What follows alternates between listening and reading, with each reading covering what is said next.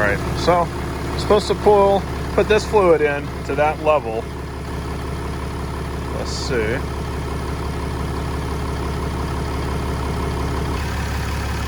Uh-oh. Turning green and yellow. That tells me I got a bad head gasket. All right, well, excuse my son playing an instrument, but so since I got a head gasket, about to order some 625 head studs and a gasket kit to include the head gasket.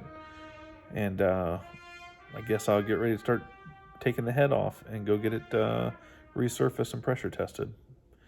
And I'll make those videos. And I'll probably include this one again in the first part of it, just to explain that video. But yeah, bummer. Injector off. My wrench came over and struck the top of another injector. As you can see, I'm trying to RTV it here, hoping that this would act. Even though it's gasket material, 750, my oil should never reach that high. I sprayed off the plastic with some brake cleaner. I got all the oil off the plastic. So you can see it's pretty clean on that plastic. I did it a couple of times, making sure that it was good to go. And then now I got the RTV on. I put it on the bottom of that plastic piece that broke off and put it in place. And then I used more around the outside and I spread it to get a good seal, or a good, really make a good angle here. Trying to get this thing in focus. There we go. There we go. So hopefully it'll hold. Hopefully it'll work. I'm assuming that this is just a insulator to keep the electrical field from this one from jumping over and interfering with this one, robbing power from the solenoid that's on top here. You could buy a solenoid. I don't have a computer to program it whenever you put a new solenoid on. And I keep hearing different opinions as to if you could get it to work. So I'll try this. If not, I may buy a used one, because I don't know if I could fix the solenoid. But it is something that you could do without having to pull nearly everything off. So if this is a problem, then maybe I will. It's only like a $30 solenoid on top. And then if that don't work, then I'll buy a whole new injector and drive it over and get them to put it on their computer at Mopar. So hopefully, let's see, hopefully this will work. I don't know. Fingers crossed. Otherwise it's gonna be like, gosh, I don't remember how much these were, something around almost 500 bucks per injector, where other generations are like 300. And that's if they even have the injector. I'd have to buy it used off of eBay or something, because just the trouble I went through to find this gasket here, which is made in Germany, was so difficult. Same with my my EGR valve. Had to buy that used because they were weeks and weeks and weeks behind on stock before they get one in. So anyways, good luck, fingers crossed. All right, so since I got the studs, I need to get the oil that has found its way and pulling off the head, found its way into the bolt holes, the stud holes, if you will, for the head, where the head bolts were. So now I'm going to use a screwdriver, insert into the holes to displace the oil. That's as much oil as I can that's there, and it'll flow out. And I'm just got to make sure with these rags that it's not going to flow into the water. All right, so now I got to clean the surface of this head. It's pretty dirty, pretty nasty. So in order to get it off, to smooth it out, but I also don't want to take more in one spot than the other, I got to use a very fine, this is 400 grit. I think it went like 320 or above. And I'm just going to lightly scuff all the old crud so I can make that surface, that mating surface, super flat. And once I'm able to do that and I get it nice and flat, shiny, if you will, but not taking any metal off, just the crap on top, then I'll put my gasket, then I will wipe it down with brake. Wipe it off, and then I'll put my head gasket on, trying not to touch any oils or anything onto the head gasket. I want that thing to just suck right to it. Then I'll do the same. I'll rub the bottom of the head down with brake fluid on a rag as well. so that way both sides will be super clean, and it's just metal and gasket, nothing in between, no oils or anything. So, all right, so I'm gonna go ahead and put just the plate on here, tab in the back, set this in place and get that on there. I'll secure only the plate and not the rail. I'll leave the rail off until I got it on the truck. All right, so I got the head in. I believe it's on the dowels. I can still move it some, which tells me it may not be. So what I'm going to be doing next is inserting the head studs without shaking that, because I don't want to scratch the surface. I think I'm pretty good though. As I got under it with my mirror and looking over here, I'm looking pretty good all the way down. So I believe I'm on the dowel, so I'm not freaking out, though for a second it took my breath away that I may have scratched the surface. Now I got my ARP studs here, got them organized. I got the 6 that are on the exhaust side of the head. Those are longer than the others. So I got these. Now I'm gonna do the bottom of the nuts, both sides of a washer, and then both ends of the threads here. The coarse end is gonna go down into the engine, and then the finer threads will go to the nuts up here, and that's what's going to slowly creep it down more and more, as opposed to it moving a lot, pulling it down with coarse threads. I use fine threads. So I'll insert these head studs with maybe a little bit of pressure off. If they don't drop in and I start spinning them, if they don't go in immediately, then I'll raise the head up a little bit and move it around and put 2 or 3 in. And then I'll probably lower the head back down on with 2 or 3 in. So that'll help me guarantee that if it's off the dowels that are on the block as guide dowels to lower the head in place, these right here will act also as dowels. All right. So I got the studs in. I pushed them all, I screwed them all in, and then I backed them out a 1/4 of a turn with the ratchet. I didn't torque down on it. I did make sure I found bottom. And you do have to watch on some of these, even though you tried to empty the oil out, there's still some oil in there. And as you're screwing them down, it's trying to push the oil back through the thread slowly. So it's like a shock absorber almost. So give it a second, wiggle it, turn with your ratchet, and wiggle it, turn with your ratchet until you actually get to the bottom of the block. Don't apply torque to the bottom of the block, but get to the bottom of the block and then turn 1/4 out. The instructions don't say to turn a 1/4 out. I just seen a bunch of people on YouTube doing it, so I did that. I hope it's good. Now I'm gonna start putting the nuts on and begin the torque sequence. All right, so I'm trying to get one of the nuts on the back there. Seems to be, it's not cross-threaded. I go down pretty far. Then all of a sudden it just doesn't want to move much. But I'm gonna take those 2 water fittings. At least one's a water fitting. I'm assuming the other one is, not an oil fitting.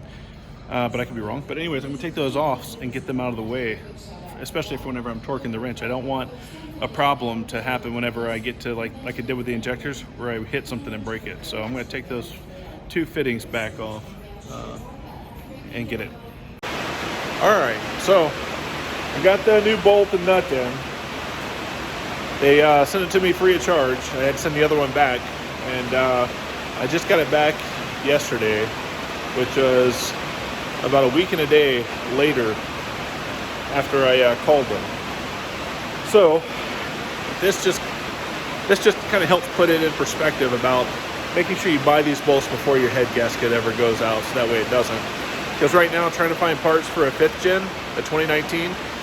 5th gen coming out in 2019, the year the pandemic started and supply chains of making stuff shut down. So the supply chain never actually got stocked with enough parts, and something goes wrong, then it's going to take, if you can find the parts, it's going to take a while to get them. So now I'm going to go ahead and put this stud in and nut on, finger tight, and then I'll start the torque sequence. All right, so first torque is going to go to 50 foot-pounds, according to the ARP instructions. I've seen some instructions that say you start around 40 to 50 and then you go up 15-pound increments until you get all the way where it needs to go.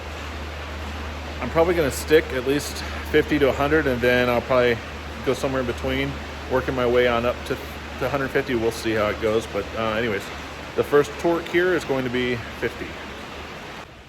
Okay, so just got done with the first torque of 50.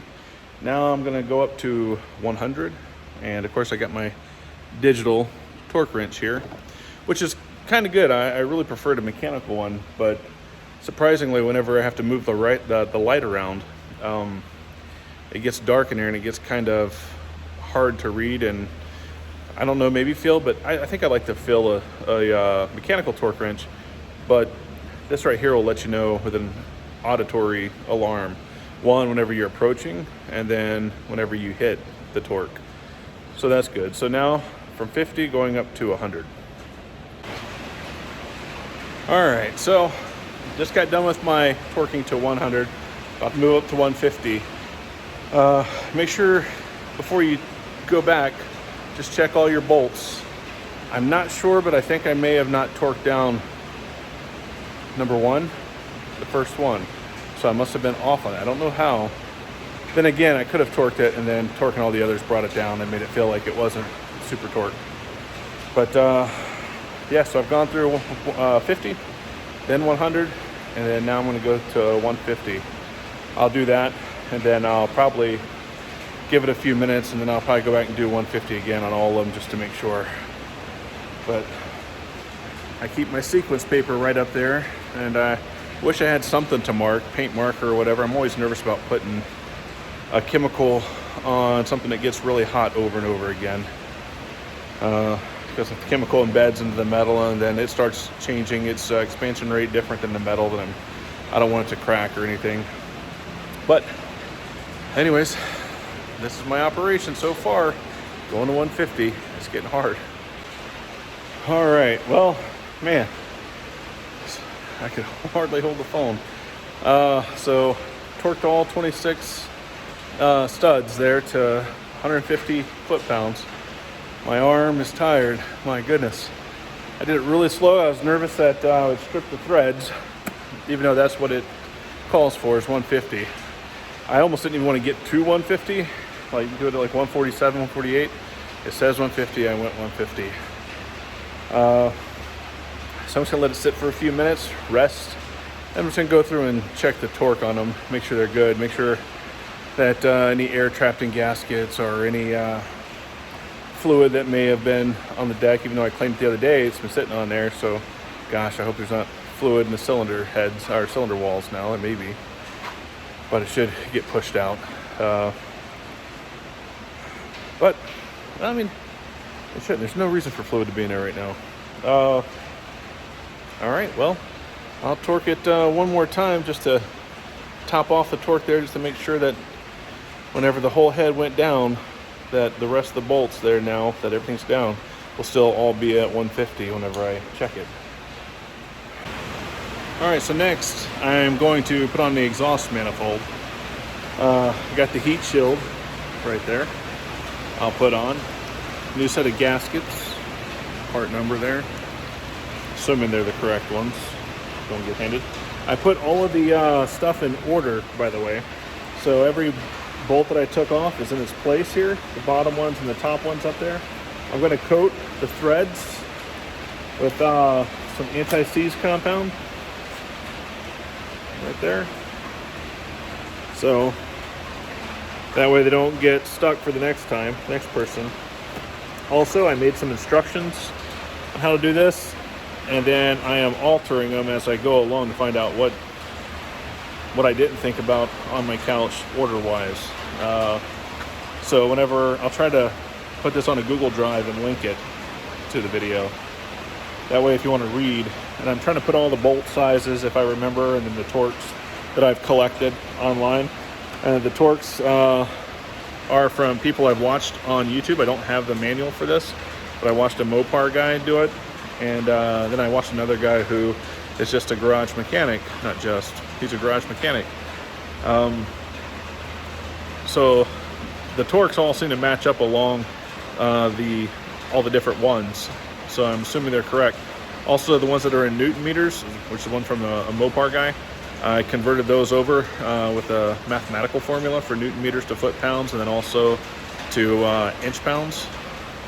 And I put that conversion up top, by the way, on the instructions. So yeah, so anyways, I'm gonna put these exhaust bolts in, kind of snug them up a little bit, and then I'm gonna torque from the center out. So the center cylinders on outwards. So that way it'll suck it from the center and draw it, I guess, from the center, and then work your way outbound, outboard. And then what I have been tossing up though, and this, you may want to figure out if you want to do this, is putting that fuel line on the back of the head now before putting in the injectors. I'm not sure which I'm going to do. I mean, I wrote it down to do it later, but right now there's no injectors, no push rods, no rocker arms, and nothing. I got maximum amount of clearance now with the head installed and torqued down to put that in. So I may put that back one in.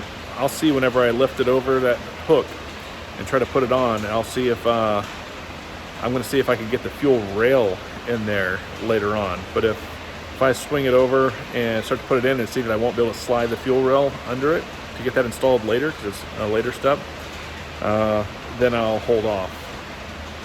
I'll put it in on the back later, and I'll have to just go around the rocker arms, push rods, stuff like that. But so next step is the exhaust bolts. All right, so I put the heat shield on right here on the outside, and I just put the following the heat shield is the bracket for the EGR cooler. So there's 2 bolts for the EGR cooler. I just put on, and the torque, correction, the size of those, there isn't a torque that I found, so I didn't get them too tight because they're not that big. It's a 1/2 inch, so I guess 13 millimeter would be the bolt size for the EGR cooler.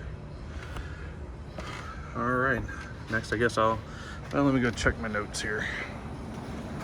Let's see.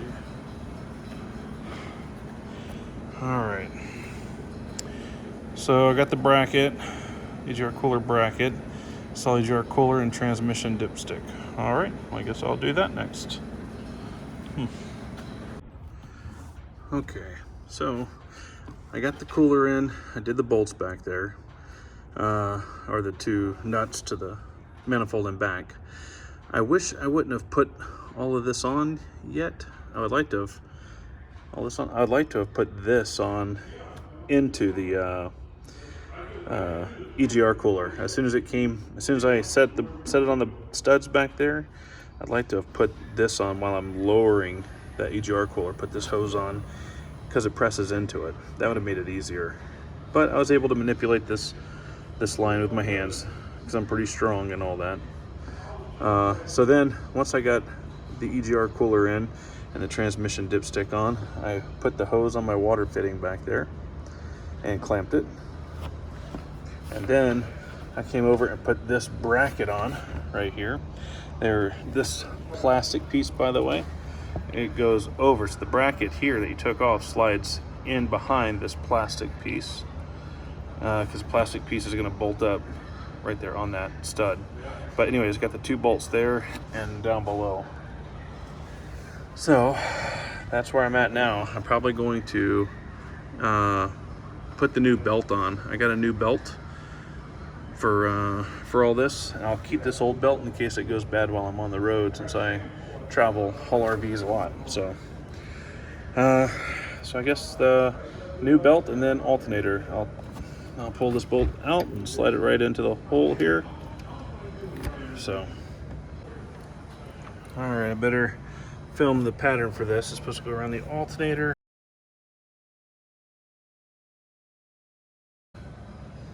All right, so I put the alternator back on. I kind of ran the belt. I need to look and see how to run the belt again. I'm pretty close, but I don't have it exact, so I'll do that shortly. I did install the thermostat and thermostat housing. The gasket appears to be around the outside of the thermostat. It's not a separate gasket like you used to buy with gas engines. That surprised me a little bit. I started to order, almost hit buy, and then I saw that was actually, the gasket was on the thermostat. So I got as much of this mess on there as possible. I connected that line down there, connected this line, and I connected this piece that goes down into the, into the manifold for that. So now I need to go to my instructions here and see what next. I imagine it's probably gonna be, well, let's see, before I say it out loud. All right, here. I didn't put the belt on, but I'll get it here shortly. All right, so got the actuator. Now I need to install the forward EGR cross tube. All right, I'll give that a go. Then grid heater. All right, as you see, I got signs of work on me, so I'm good now when I go home. Can't put the cross tubes on or the radiator hose yet. So I'm gonna keep working, so I'm gonna scratch that off. Install forward EGR cross tubes. Nope, later. All right. Guess I got to run the grid heater wire, and then I'm going to start installing injectors. So, but I'm not going to I'll hook it up on one side, but I'm not going to hook it up on the other side. All right, so I'm putting in the injectors, the same injector going in the same hole that it came out of. So you see there's this fuel port there on the side. It's not on the other side. It's what's going to accept the tip of the fuel tubes. So make sure it's pointed towards the fuel rail side when it goes in. And then I'm going to lower it in there further. So I'm going to push it in, and it's probably not going to just pop right all the way down. So I will torque these down to 2 Newton meters or 17 inch-pounds, 17.7, so 18 inch-pounds is what I went with on this, just as an initial torque to kind of winch it on down into it, to seat it into the bottom. Yeah, so that's what I'm doing now. Got one in, I just torqued it. So now I'm just gonna go through and do all the others for this initial torque to drop it in to ensure that it's all the way down. I'm gonna loosen it up here in just a second, but this is just to seat the injector all the way down in. All right, so I tightened these initially with an 8mm socket. I torqued them to, let me see, I think it was 11. Let's see what I torqued it to. No. Let's see, preliminary injectors. 18 inch-pounds. Torqued them to 18 inch-pounds. And then once I torqued all of them, bringing them down a little at a time on each side, because you can see it's not, there's a gap under it right there because it kind of is a upside down bowl. So you turn a little here, then you turn a little there, you turn a little, keep going back and forth. And then once it reaches the torque, of course you check both sides, and then go all the way down and do those. And then once you got them all torqued down to 18 inch-pounds, then insert the fuel tube first with the little not a cotter pin, a key, if you will, pointing up towards the top of the truck here, towards the hood. And then once I inserted all the tubes in, then I went back and I loosened these back up evenly. So now you see how they're loose again. Now I'm gonna go and actually torque these down right now to 11 foot-pounds, which is like 130, let me see, inch-pounds. I'm using my foot torque wrench though, but those are 24mm nuts for the socket, and then I'm going to torque it down to 11 foot-pounds. So I'm going to go through and torque it 1, 2, 3, 4, all the way back to 6 to 11 foot-pounds. And then once I get done torquing these here in just a minute, then I'll go back and actually torque these to their final torque, which again, just beware, this is how I'm doing it. It's not necessarily instructions, though you will be able to read because I'll put this online, but I'm not advocating you using this. This is just something I researched myself. So I'll do the retorque the injectors down to 8 Newton meters or 70 inch pounds, or 5.9, so 6 foot pounds. So that's what I'm doing. Slowly coming along. Starting to get dark out there. I wish I'd have brought me some food.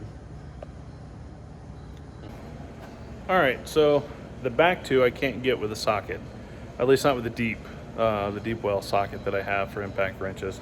If you had a short one, it wouldn't be a problem.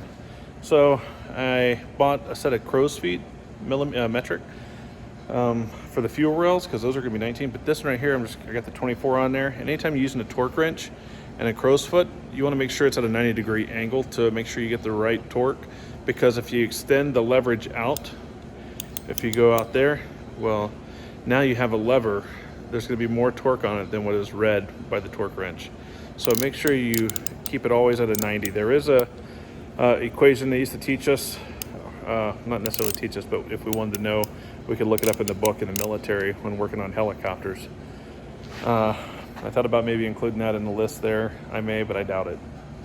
So the far back two, cylinders 5 and 6, are going to require either a crow's foot 24 millimeter or a very short 24 millimeter socket. All right, so it's time to install the fuel rail next. Don't forget that plug on the back that's going to be facing down, okay? I hope I don't forget it. I gotta install it and then I'll hurry up and throw it on there if I can find it. Boy, that wire bundle's a mess. But I'm going to do this before the rocker arms and stuff, just because I got that fuel line that goes in back on the hub, on the head. The very far one, I'll show you here in a second. I got to get that one on there, but I think it wants me to cinch down on this fuel rail to get that bolt in back closer to the hole on the head. So I'm putting the fuel rail on now a little bit early. We'll see if I don't have to take it off again. That should be good though, I'm pretty sure. So they're back there on that. So you got the one that's going to go into the fuel rail, and then out there in the back behind the last injector, just to the right of it, you'll see it hanging there. It needs to go down and over a little bit more. Trying to pull it, I'm afraid I'm going to lose that seal washer that's on it on this side. So I'll just connect the fuel rail and then screw that one in to the right and put that one in the fuel rail, and then I'll go over and get that one. Then I could install the injectors and, or correction, the rocker arms and push rods. So, all right, so since I already got all the fuel lines on, and then I put the rocker arms, or I put the push rods in, and then I put the little rockers, I don't know what you call them, but the nipples facing the driver's side on all of them. And I put oil, I dipped the ends in oil on every part there. So I got the fuel lines in, the rocker arms, and while you have to let it rest for 15 to 30 minutes in order to compress the hydraulic lifters, get the oil and hydraulic fluid and hydraulic lifters, the oil that may be caught under the push rods and all the other parts there, let that get pushed out of the way. Then I got to go back and retorque them again, the rocker arms. So I'm about to do that. So while I'm waiting there, I went ahead and just installed the elbow only on here, by the way. I also plugged in the very back part of the rail, the one that's facing down, the one I mentioned a minute ago. That one's plugged in back there before I really got crazy putting this elbow in here. This intake elbow, I don't know what you call it, but I'll call it intake elbow. Before it got crazy, I went ahead and put that in back there because now it's going to start getting cluttered here, and getting the can unplugged is going to be a little bit difficult.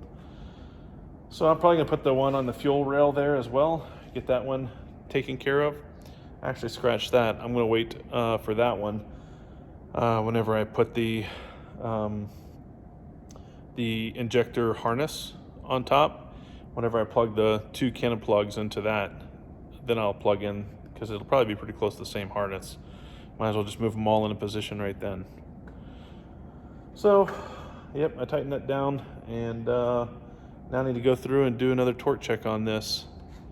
When I get done torque checking it, the rocker arms one last time, and I think that was, by the way, I don't know if I mentioned it, I torqued them to 27 foot-pounds or 324 inch-pounds. So those 10 millimeter bolts there are torqued. So actually I haven't torqued it to that one yet, I see. I torqued it to 62 inch-pounds initially, and that's what I had to wait after that 30 minutes. 15 to 30 minutes. It says 15 here. I think that's what the Mopar guy said. But it's gonna be well over 30 minutes before I start getting back to that. So now I'm gonna take those 10 millimeter bolts and go from 62 inch-pounds. I'm gonna go all the way up to 27 foot-pounds. That's 324 inch-pounds. So about to go through and really torque them down. 27 foot-pounds on the rocker arms here. All right, so I just got done kind of grinding this out like that. Now I'm going to take a drill and get that corner. Hopefully that'll be enough. If not, I'll grind down a little more. But that way the stud that goes right there up under it on the head stud will be able to fit. This will go all the way down on it then. Yeah, it's a little nerve-wracking cutting into this part. Oh well. All right, I got it notched out. Let's see, right here's the front now. It's not pretty. I'll try it and see if it works. If it doesn't, then I'll notch it out more. I'm using this kind of bit on a drill. I cut it like you saw with the grinder, and then I got this on there spinning as fast as it'll go on a normal drill, and did pretty good. Like I say, I could just do that again. If I need to clean it up, I will. So now I'm about to put it on the engine. Alrighty, so I got that on. I was here till almost midnight last night putting this together, but this had me stuck. I thought that this thing I was grinding out was for the front. I put it right on this, but the hole that I grinded out actually belongs in the back, whereas I thought it was the front and it wasn't fitting. So I was freaking out. But it looks like it's good to go now, so I'm gonna go ahead and put the bolts in. All right, these are gonna be torqued to 24 foot-pounds. Smaller, shorter bolts are at the front and the very back, and taller ones go here. These are 10 millimeter bolts. All right, so I'm putting the wire harness on now. These are gonna be the injectors. Will be torqued down from the wiring harness to the injector studs. Will be torqued at 13.27 inch-pounds. I went 13 inch-pounds on those. Very light. So I'm gonna go ahead and finish this. It's hard to hold the phone up and do it, so step by steps after I kind of start. So.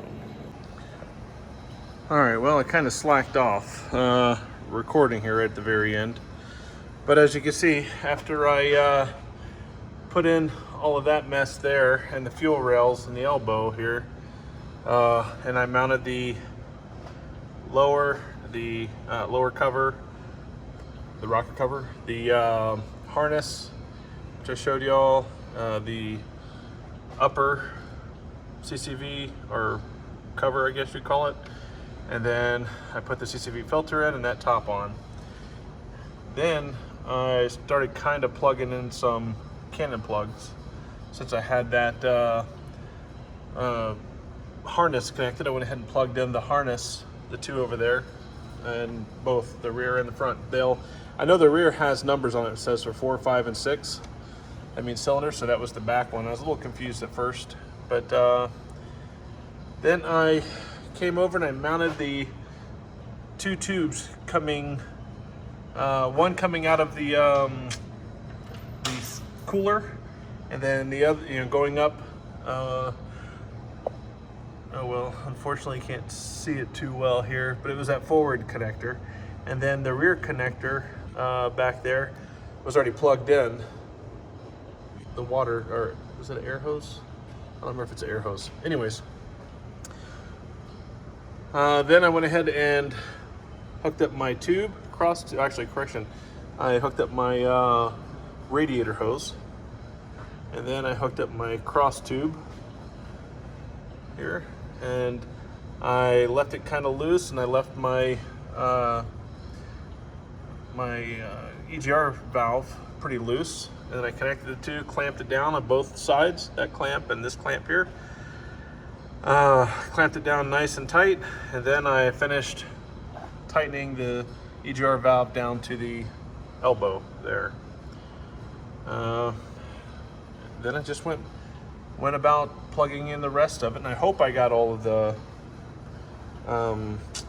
cannon plugs. Sorry, I'm tired and super sore from yesterday. I'll tell you what, these 150 foot-pound head bolts from yesterday, torquing them down from really far away, stretching out, going through 50, then 100, then 150, really put a hurting on me. I had to wake up and take Motrin. It was a slow morning this morning. But yeah, so I believe I have everything plugged in. Then I put my air filter tube down to my compressor, not compressor, what do you call that? Turbine engine's compressor, turbo. There we go. So I hooked that to the turbo, then I put my filter in there and a cover on, and then I connect those two cannon plugs.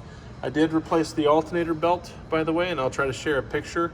It was a little bit difficult trying to find it. I imagine it's probably my user manual. I just didn't even get in there with dirty hands and look. It's not all the way on the alternator, but it's on enough, so when I crank it over, it should hopefully align itself onto the alternator.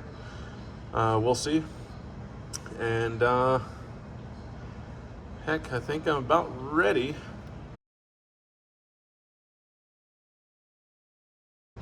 Crank this pig, and don't worry about this.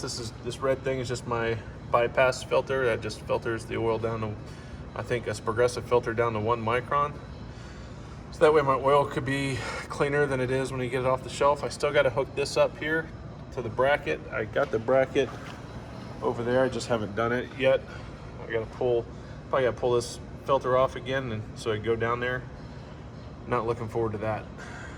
But all right, I guess I'm going to try cranking this pig.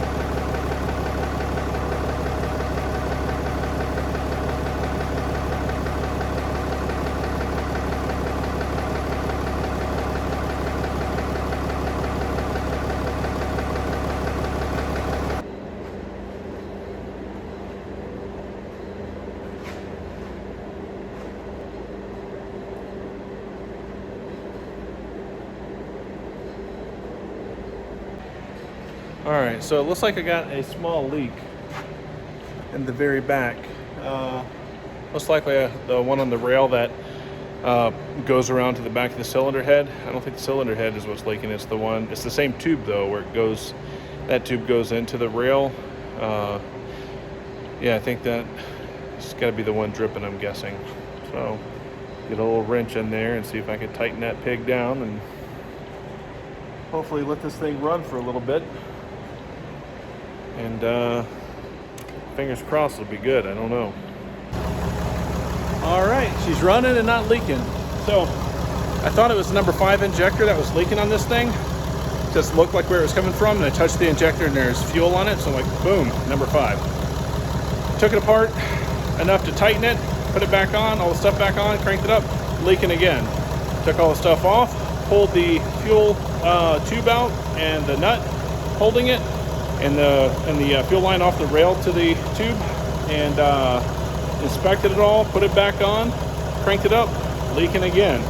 So I took off only the top two, the CCV filter, and then the top housing, if you will. And so once I got that off, then I was able to go. I found that it was my fuel banjo bolt on the fuel rail that wasn't tightened enough, and it was blowing a little bit of fuel over to the injector that I thought was there. That's why that was wet, and kept leading me to believe that that was it.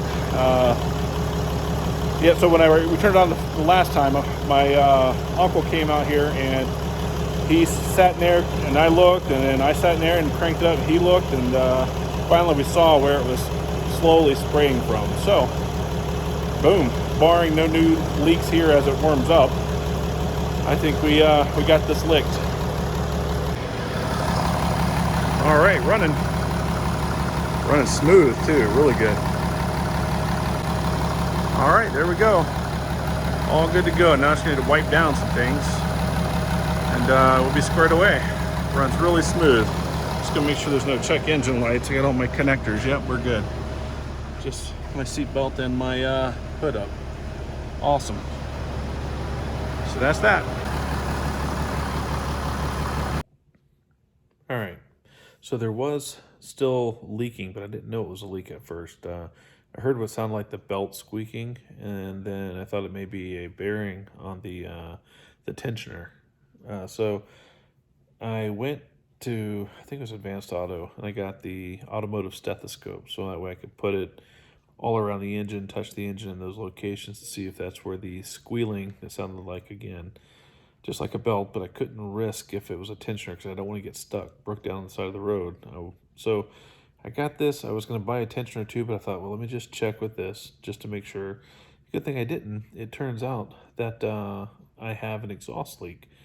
Whenever you pressurize, when you get to the pressures that are going on when you have a engine brake or engine compression brakes or whatever you want to call it, like a Jake brake, that pressure builds so high that the gaskets in between in the exhaust, the gaskets that you put in between two parts, be it the manifold of the engine or the EGR cooler going into the manifold, and then the other end it goes in the manifold. Anyways, the pressures there are so high that the gaskets that are there will act like a reed in an instrument, like in a saxophone or a clarinet or something like that, the wooden reed. And it vibrates as that high pressure finds its way out. It vibrates those gaskets and causes a high-pitched squeal. Really pronounced whenever I turn my compression brake on and I start to hit the brakes while I'm driving. But it also did it initially when I was just idling. Once it got hot, then it'll start making that noise as if the belt's squealing. So the best way to identify where this was going on was I took some Dawn soap in a little bitty cup and put some water in it, mixed it really good. Then I went out there and I cranked up my truck and quickly poured it on all the, I call it joints, but any of the mating surfaces where the exhaust is, anywhere that the pressure would be high, and also where I took off parts because I wasn't doing it before then. So I poured it along there, and what I found was all of my mating surfaces where my manifold touched the engine head was good, no bubbles. But there was a lot of bubbles at both the forward part where the cross tube touches for the EGR system, over in front of the EGR cooler, and then also the back of the EGR cooler going in. Both of them, especially the back, had a lot of bubbles coming from it. So whenever you do this part, make sure you torque that sucker down hard on both of those bolts. Otherwise, you're going to have this problem. But if you hear what sounds like a belt squealing all of a sudden, and I knew my belt was new, so it was a new part. I thought it could have been, but it shouldn't have been. Do this bubble test and make sure that you don't have leaks in sort of a high pressure exhaust system. You'll see the bubbles here.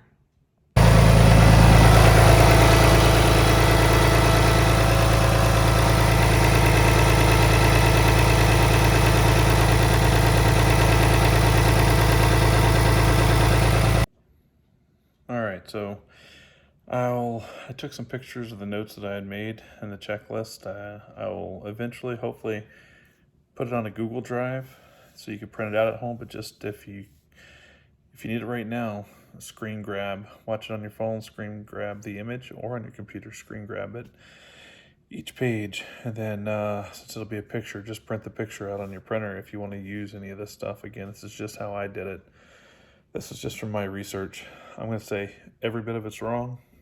Don't blame me if anything's going to break your truck. This is just how I did mine.